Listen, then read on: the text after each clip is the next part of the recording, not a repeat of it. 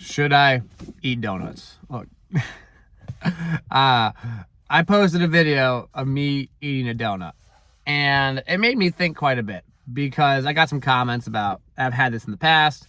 I used to post videos of me eating ice cream, and they're like, oh my gosh, all you do is post videos about how fit you are and you eat ice cream, blah, blah, blah.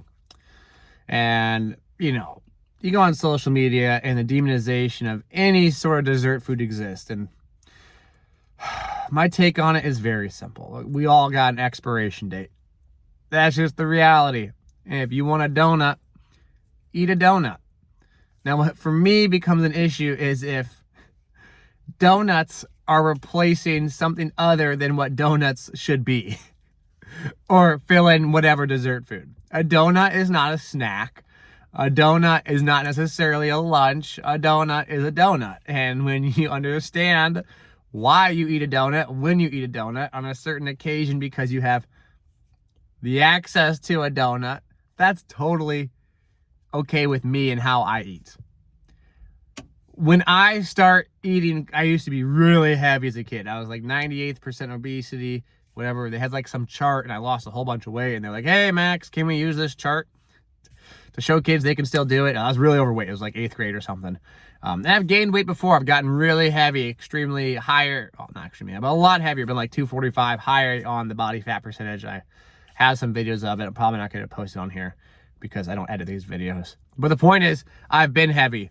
And sometimes I've been heavy because I tried to be heavy, and sometimes I've been heavy because bad habits snuck back in. Now, the thing about bad habits is you start to make food that shouldn't, you eat food for the wrong reasons per se.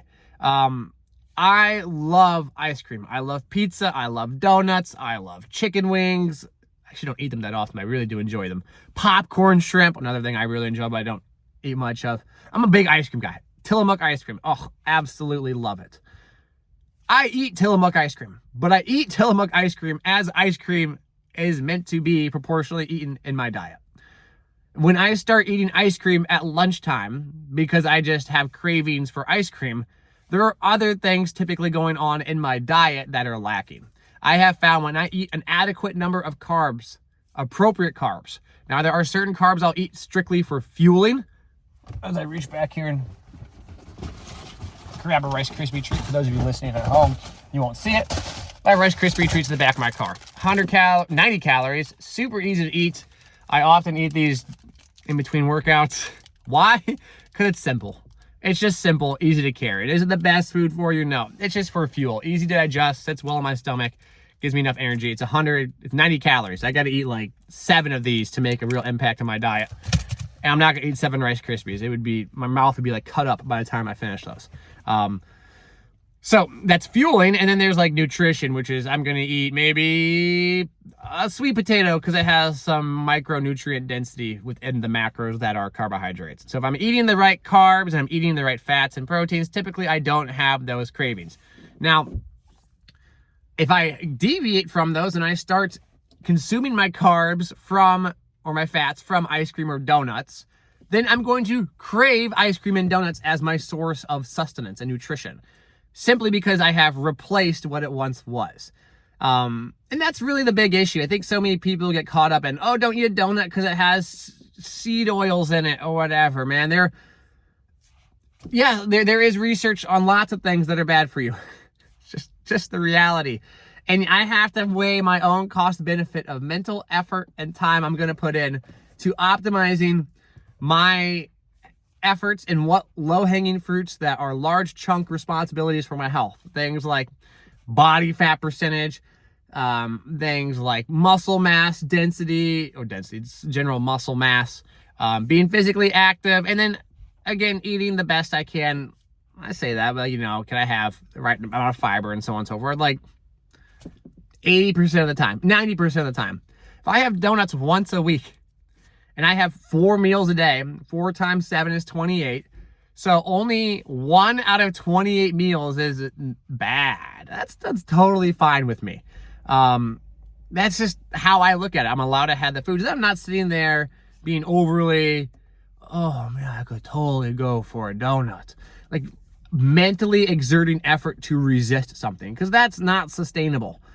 if you just really like ice cream, just learn to eat proportional amounts of ice cream. I eat ice cream a lot. I've eaten ice cream every day in a week, many times. A couple of spoonfuls here and there. I find myself, if I crave something, I'll eat way too much of it. So why am I craving it again? Like, am I not getting enough? Or can I replace some of those cravings with something simple that I would otherwise, like a fruit? So like, get all the stuff out of the way first, and then you can, have your donut if you so desire. I just get really bothered by the fact that we focus on the wrong things. I think a lot of people have a lot of success, not necessarily fearing foods, like, I can't have a donut, or I can't have this, but understanding how a food fits in with a diet. How fuel operates, food operates as three things. Acute fuel, like fuel you need it. There's like nutrition and resources within it, the sustenance of it. And then there's a third one, which is enjoyment. A lot of times you can get foods that fill all three of those. And sometimes if it's just filling the enjoyment factor, you have to eat it as if it's only filling one of those three things. And then you understand why or why not you might want more of it, because you might be lacking in other areas. This is just my opinion, by the way. This is not necessarily some nutritional health advice. This is just me and my experience and my food consumption, because I eat donuts and I eat Rice Krispies. So at the end of the day, I like donuts. I like ice cream. I'm going to find ways to eat them. I had an individual I worked with who was a medical professional, and they said, look, our goal is not to take away what you love. Our goal is to let you do what you love and make sure you mitigate all other areas that are negatives. So we open up the capacity for you to do what you love and like and enjoy, but not have it impact your health and wellness in a way that it would otherwise if you were doing a whole bunch of other stuff that are easily mitigatable, to not allow this one thing to be the last straw on the camel's back.